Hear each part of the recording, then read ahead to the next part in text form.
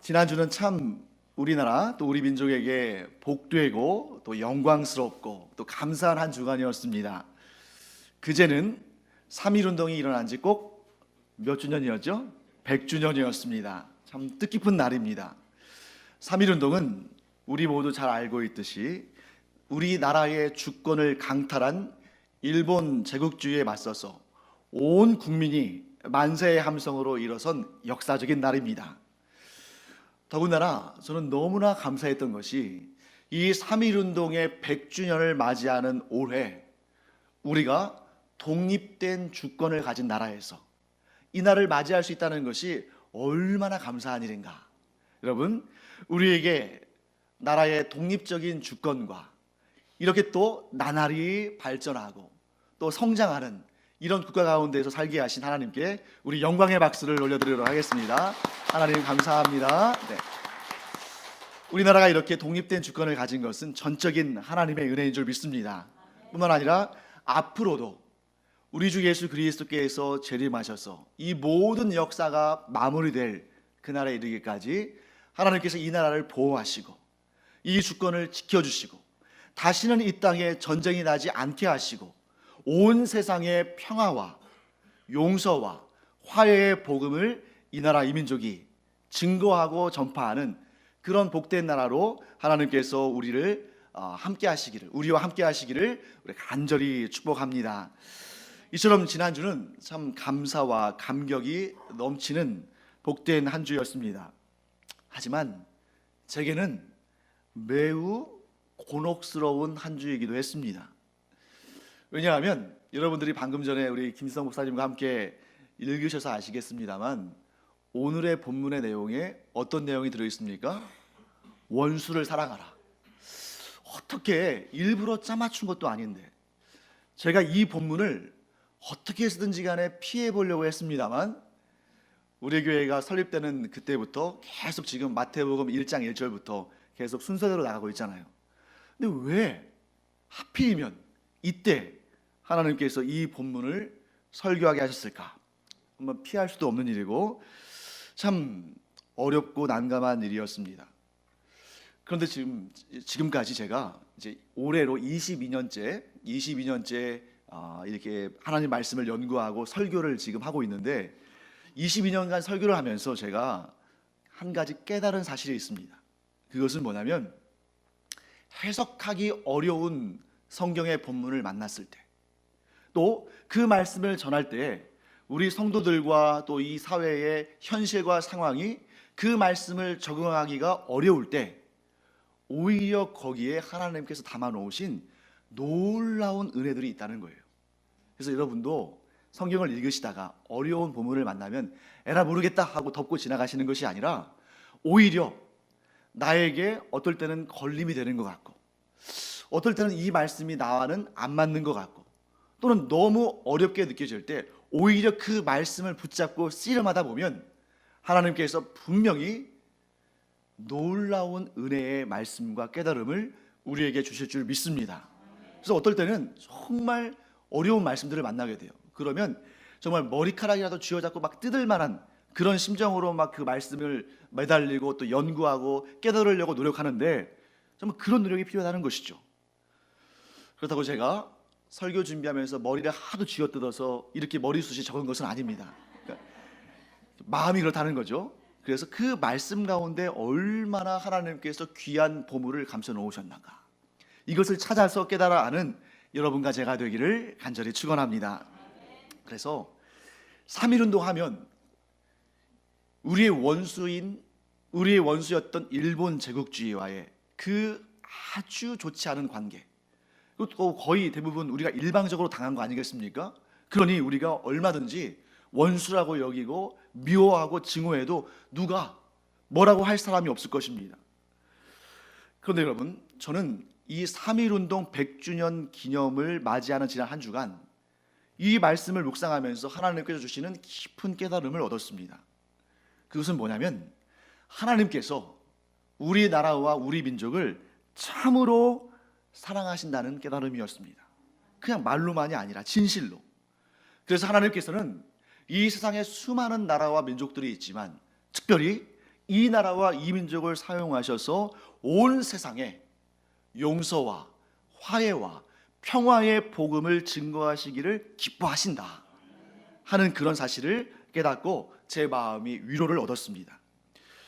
한국 세계 선교 협의회라는 단체가 있습니다. 이 단체에서 공식적으로 발표한 통계가 있어요. 2018년도 12월까지의 통계입니다. 그러니까 여러분 작년 말까지니까 최신의 통계 아니겠습니까? 이 통계를 보면 한국 교회가 전 세계에 27,993명의 선교사를 파송했습니다. 그리고 세계에 171개국의 선교사를 파송했어요.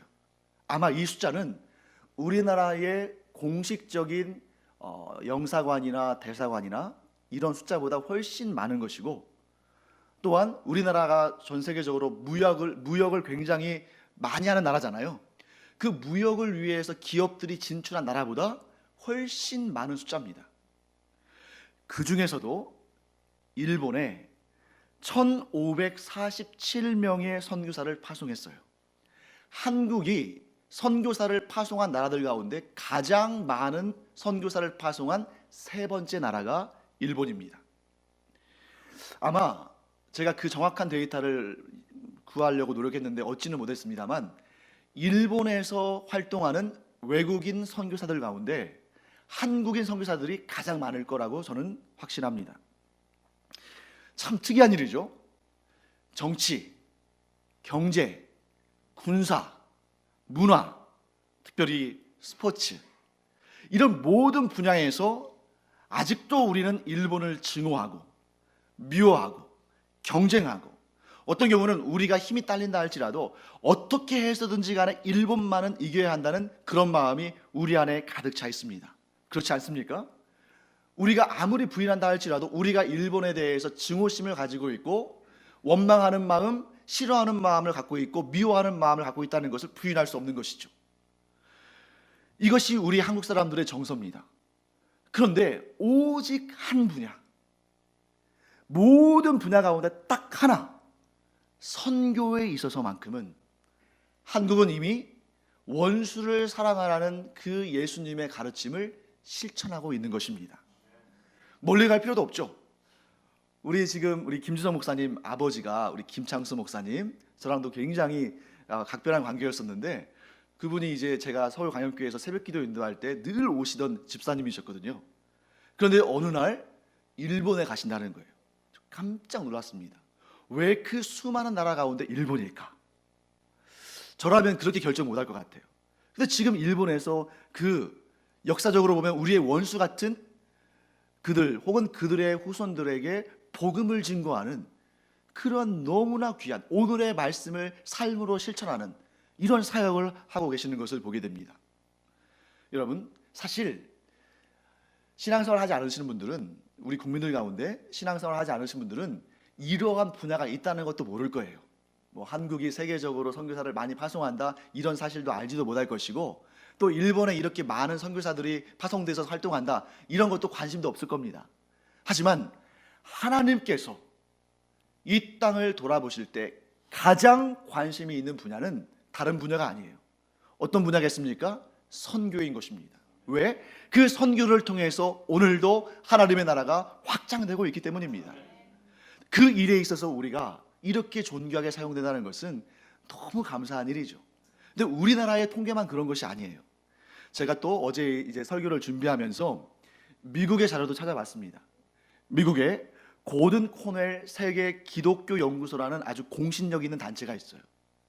이 단체에서 전 세계의 선교사들의 숫자를 파악해 봤습니다. 그랬더니 전 세계에서 선교사를, 주님의 복음을 증거하는 선교사를 가장 많이 파송하는 국가가 어딜까요? 네, 미국입니다. 그건 우리나라가 아니에요. 미국이에요.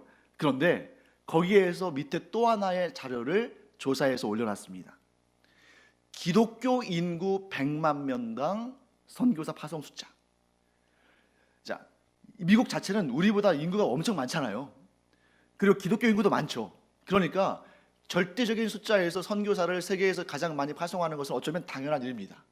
그런데 그 나라의 기독교 인구 100만 명당 몇 명의 선교사를 파송하는가 하는 것을 조사했는데, 미국은 기독교 인구 100만 명당 614명의 선교사를 파송합니다. 그것도 굉장한 숫자인 거예요.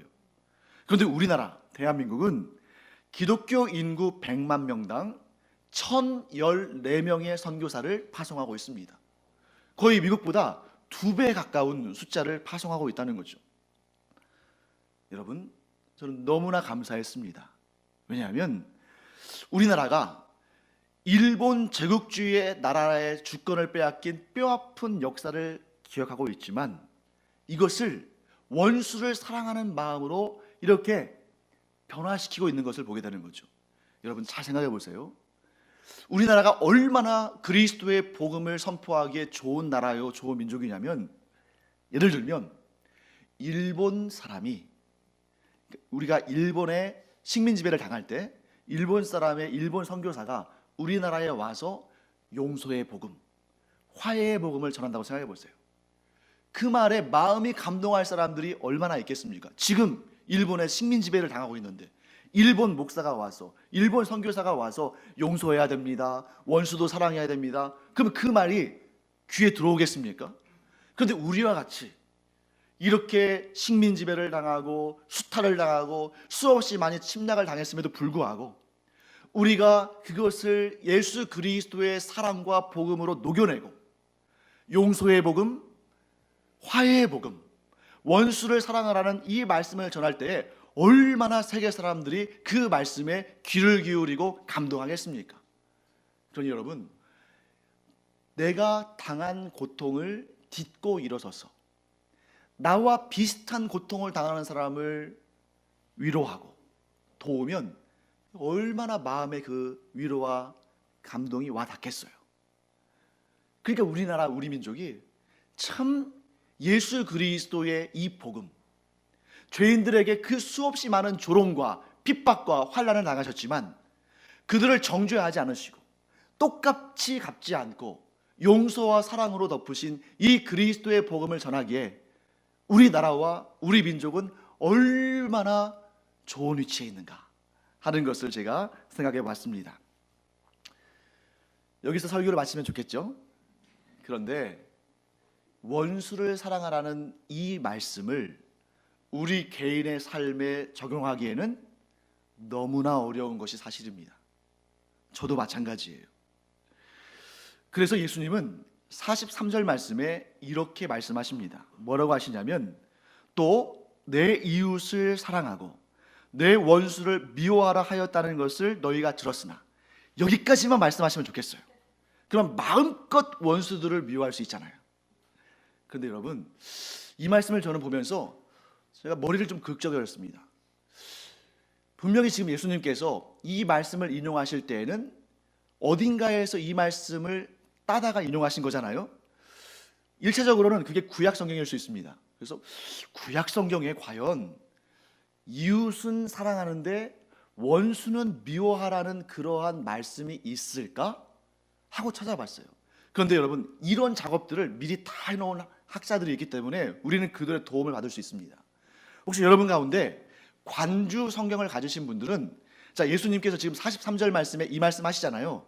근데 그 43절 앞에 자세히 보시면 작은 한글로 혹은 뭐 기역 혹은 니은, 성경마다 다를 수 있어요. 그런데 그렇게 표시되어 있는 것이 보이십니까? 그게 관주예요. 근데 그 관주를 따라서 성경의 제일 하단이나 측면에 보시면 작은 글씨로, 정말 작은 글씨로 성경 구절이 적혀 있는 걸 보게 돼요. 거기에 뭐라고 되어 있습니까? 그렇죠. 레위기 19장 18절 이렇게 되어 있죠. 그러면 우리가 한번 거기를 한번 찾아봐야 되지 않겠습니까? 연결된 말씀이니까. 여러분, 그걸 관주라고 해요. 그래서 이 구절이 어디에서 따온 말씀인지 혹은 연결된 말씀은 무엇인지 그것을 소개하는 것인데, 거기에 레위기 19장 18절을 소개하고 있습니다. 자, 레위기 19장 18절을 저와 함께 읽어보겠습니다. 자막에도 있습니다. 시작. 원수를 갚지 말며 동포를 원방하지 말며 내 이웃 사랑하기를 내 자신과 같이 사랑하라. 나는 여호와이니라.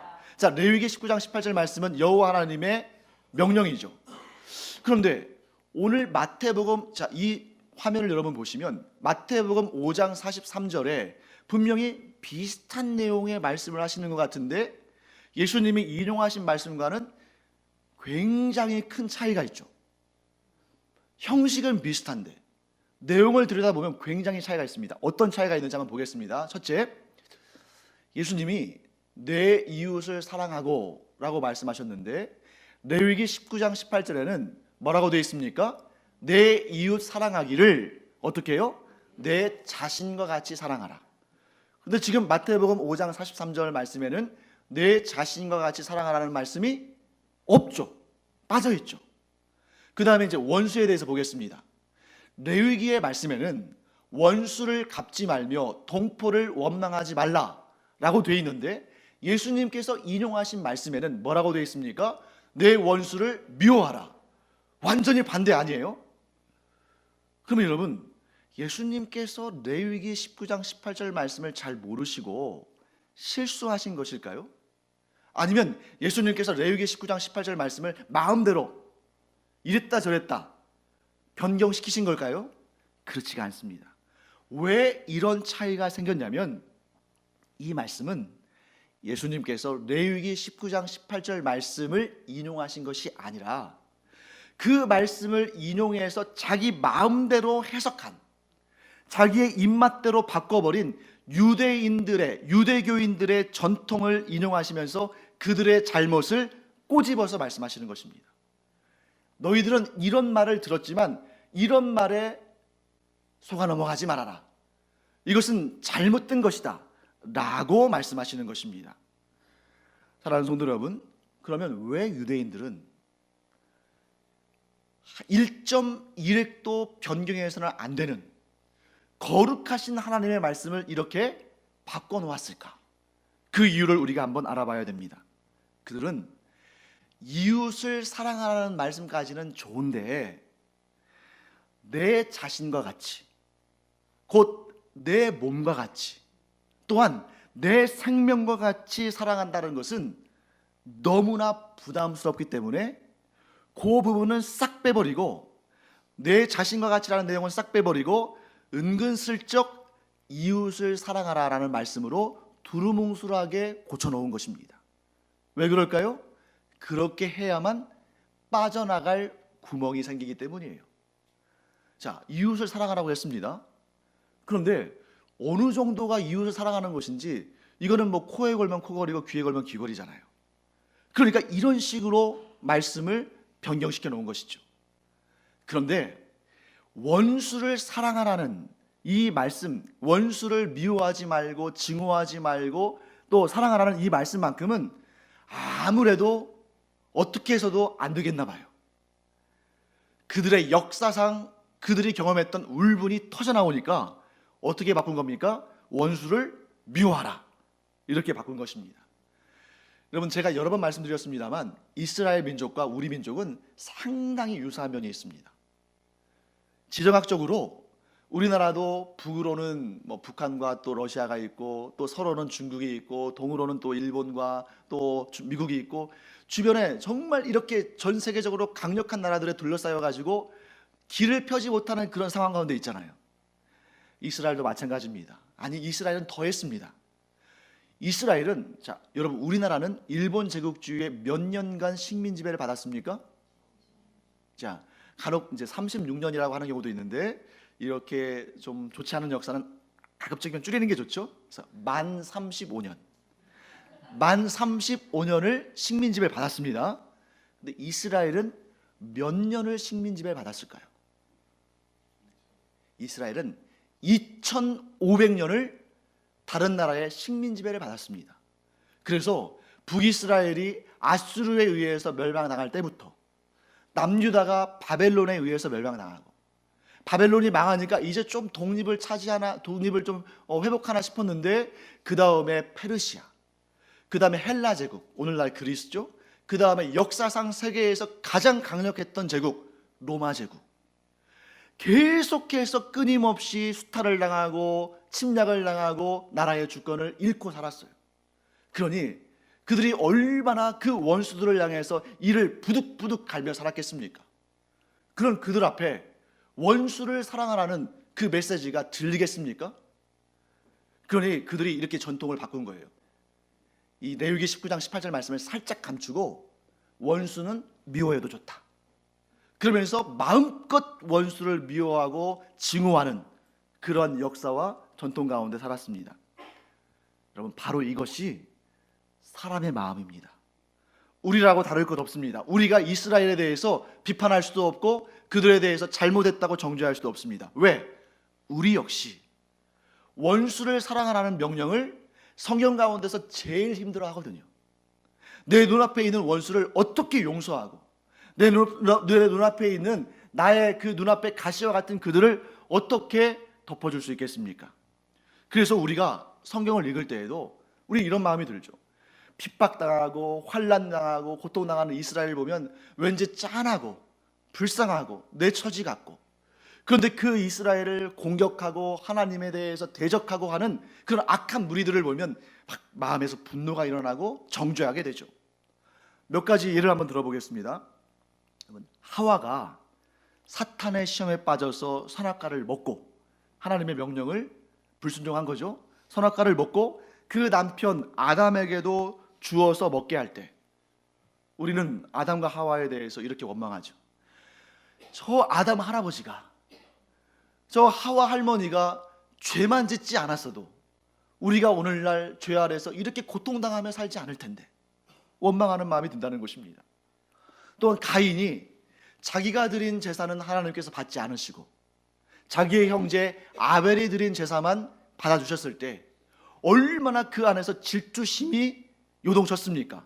그래서 그 형제 아벨을 데리고 몰래 들로 끌고 나가서 거기에서 아벨을 쳐서 죽였어요. 최초의 살인이죠. 그런 장면을 우리가 읽을 때 저런 나쁜 놈이 있나 하고 우리가 분노하게 됩니다. 또한 이스라엘 백성들이 출애굽할 때, 여러분 잘 아시죠? 애굽 왕 바로가 그들을 내주지 않으려고 얼마나 하나님 앞에 완악한 마음을 품었습니까? 그런 모습을 보면서 내가 그 옆에 있다면 그 바로의 무릎을 억지로라도 굽혀가지고 하나님 앞에 무릎을 꿇리고 싶은 그런 마음이 든다는 거죠. 또 우상을 섬기는 그런 악한 이방 족속들이 이스라엘을 유혹해서 이스라엘로 하여금 우상을 섬기게 할 때 정말 우리는 하나님의 심판이 번개와 우박으로 그들 머리 위에 내려서 저들을 심판하셨으면 좋겠다, 이런 마음도 갖습니다.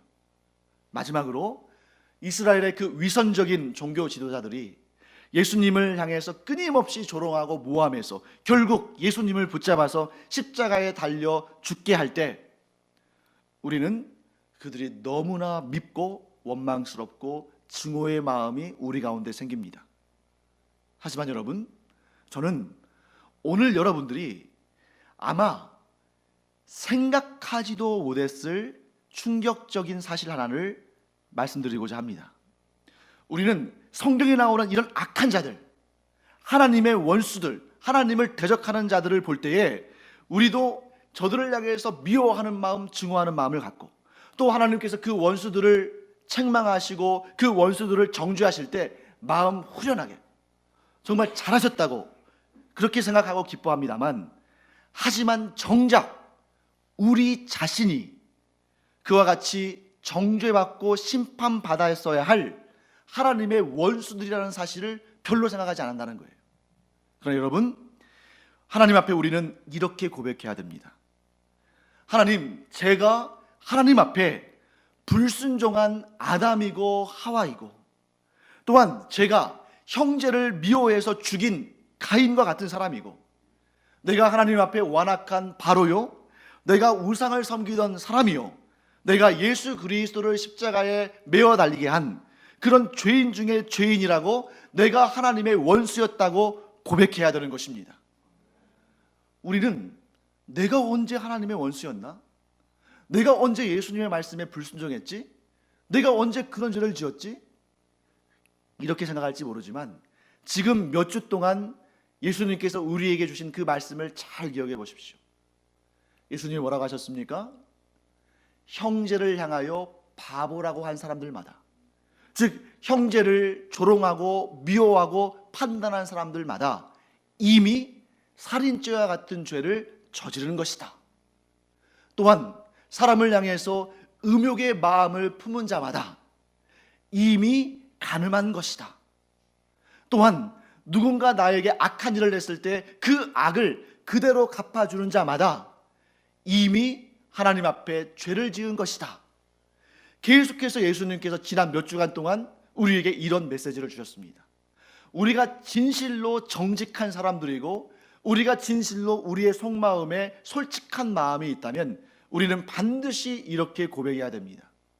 이 성경에서 내가 그토록 미워하고 정죄하고 싫어했던 그들이 곧 나였구나. 그런데 나를 위해서 예수님께서 십자가에 달려 죽으시면서 그 흉악한 죄들을 예수님께서 다 갚아주셨는데 나는 그러한 원수되었던 나를 용서하신 예수님의 사랑을 받고도 여전히 나는 뻔뻔하게 나에게 작은 죄를 지은 사람들을 원망하고 싫어하고 원수처럼 대했구나.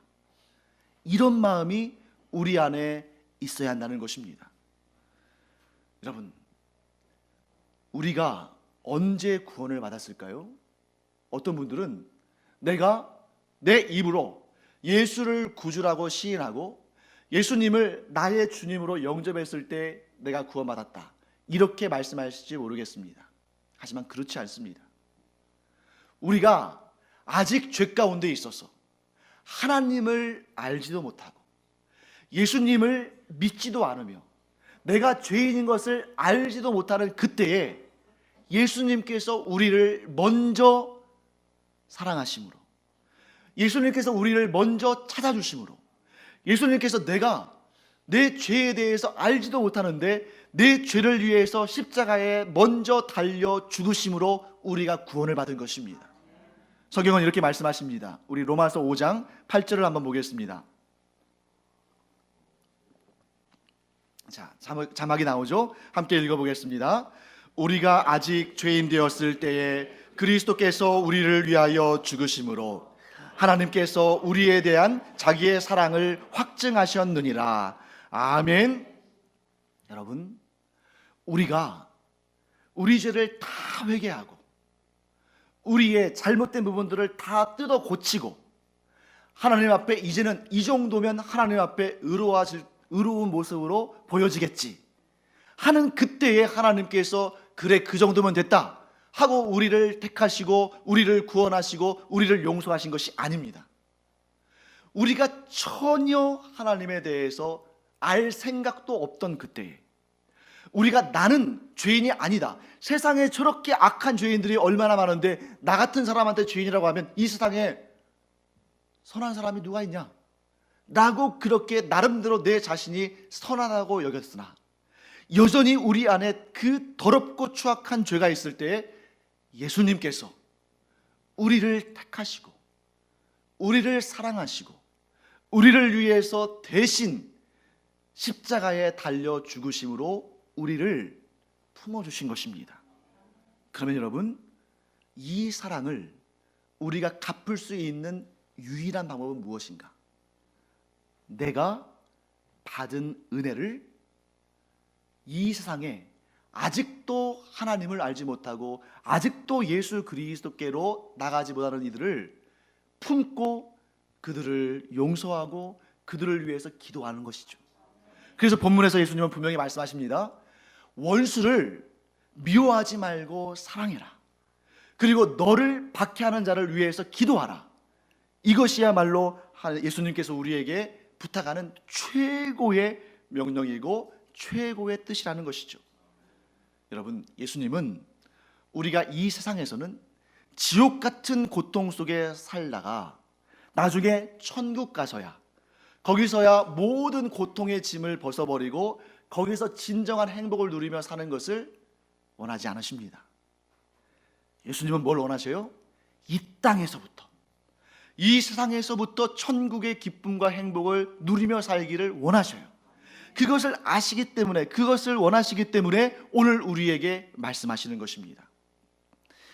여러분, 하나님은 천국에서뿐만 아니라 이 세상에서도 살아 역사하시는 분이십니다.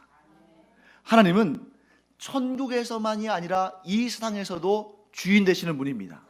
그렇기 때문에 여러분, 우리가 이 세상에서도 천국을 누리면서 살아야 되는데, 하나님을 만나는 것은 저 세상, 즉 우리가 죽은 다음에 가는 천국에서나 하나님을 만나고 그 세상에서나 행복을 누리겠다 그러면, 그것은 어떤 신앙이냐면 하나님을 천국에 가두어 놓는 신앙이에요. 하나님은 절대 천국에만 갇혀 계시는 분이 아닙니다. 바로 이 세상에서 살아 역사하시는 분이시고, 우리가 이 세상에서 천국의 행복을 누리기를 바라시는 분입니다.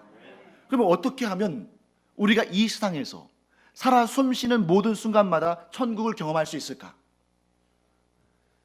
그것은 간단합니다. 원수가 없으면 되겠죠. 그렇지 않겠습니까? 원수가 내 눈앞에 있으면 이 세상을 살면서도 지옥의 고통을 경험할 수밖에 없어요. 원수가 없어야 됩니다. 그러면 어떻게 하면 원수를 없애는 삶을 살 수 있을까? 세 가지 방법이 있겠죠. 첫째, 원수에게 응징하는 것입니다. 내 마음이 속이 다 후련할 정도로, 예를 들어서 내가 왼쪽 뺨을 맞았다면 상대방의 양뺨을 갈기는 거죠. 상대방이 나의 이를 하나 뽑았다면 상대방이 완전히 다 임플란트를 전체를 다 하도록 그 이를 다 뽑는 것입니다. 그러면 조금 우리 안에 있는 분노가 조금 풀어지지 않겠어요? 그런데 여러분과 제가 예수님의 말씀을 안 들었으면 그렇게 해도 되는데, 우리 지난주에 배웠잖아요. 어떻게 하라고 하셨습니까? 누가 너의 오른편 뺨을 때리면 왼편 뺨도 돌려대라. 어떤 의미였어요? 상대방이 나에게 행한 악한 일을 그대로 갚아주지 말고 은혜로 갚아줘라. 우리가 이걸 배웠기 때문에 이 첫 번째는 없는 걸로 하겠습니다. 원수에게 응징하지 마세요. 자, 그럼 두 번째는 뭘까요? 원수가 있지만 무시하면서 사는 겁니다. 이렇게 생각하는 거죠. 야, 예수님께서 악을 악으로 갚지 말라고 하셨으니까 내가 보복하지는 않겠다. 하지만 언젠가 하나님께서 너를 내가 갚아주는 것보다 더 무서운 벌로 갚아주실 날이 있을 텐데, 그때 한번 어떻게 되는지 보자. 이런 마음을 품고 살 수 있습니다. 그러면 그런 마음에는 천국이 임할까요? 그렇지 않습니다. 왜? 천국에는 원수가 없거든요. 그런데 내 삶에 원수가 있으면 천국이 아닌 것입니다. 마지막 세 번째는 무엇입니까? 예수님의 방식으로 원수를 대하는 것입니다. 자, 우리가 46절부터 48절까지 말씀을 한번 다시 읽어보겠습니다.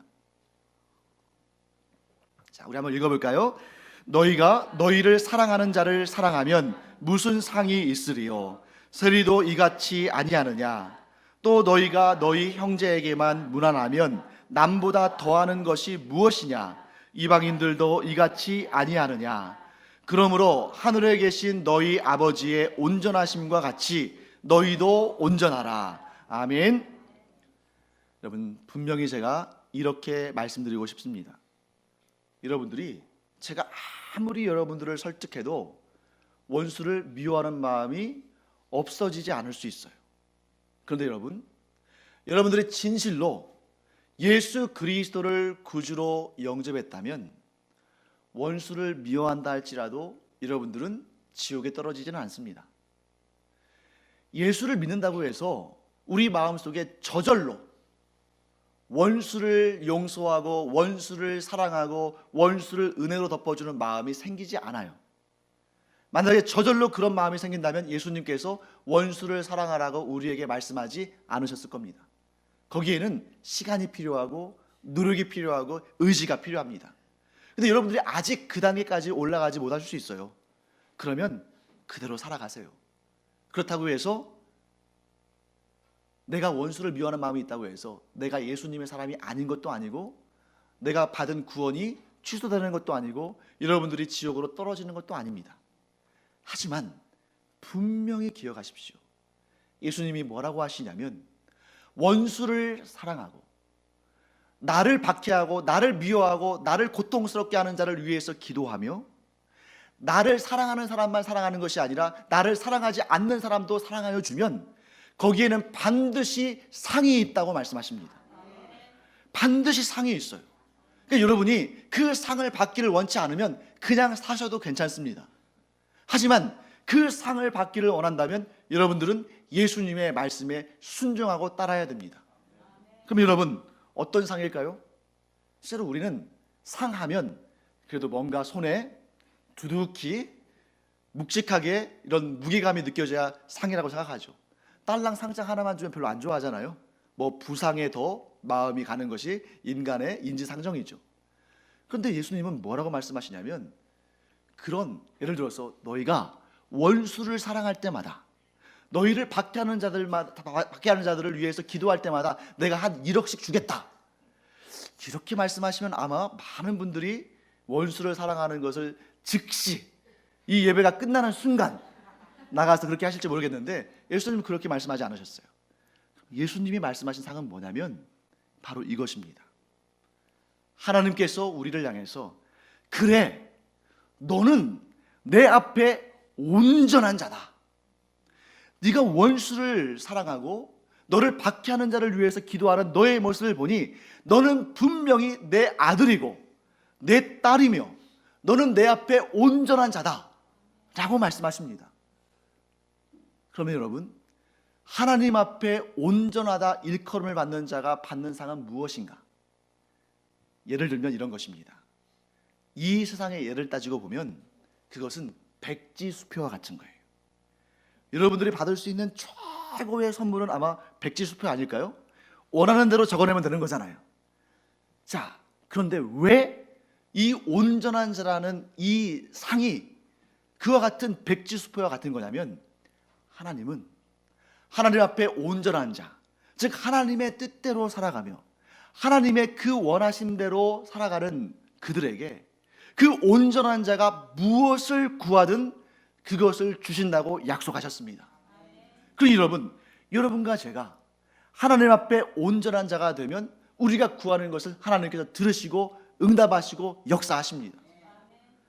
사랑하는 성도 여러분, 이제 마지막으로 이 말씀을 드리고 마치고자 합니다. 우리가 언젠가 천국에 가서 하나님을 뵐 날이 분명히 올 것입니다.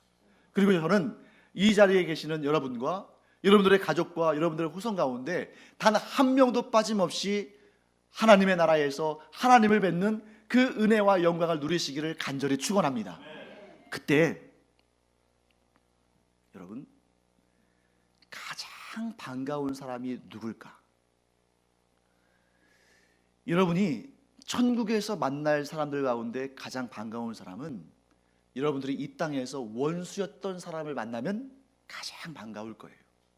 그가 여러분들에게 와서 이렇게 말하게 되기를 축복합니다. 사랑하는 성도님, 참 감사합니다.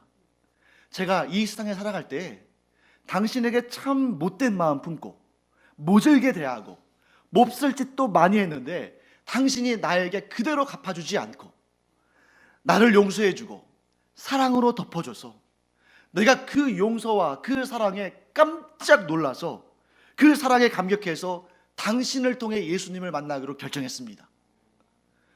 오늘 내가 이 천국에서 영원한 행복을 누리는 것은 당신의 공입니다.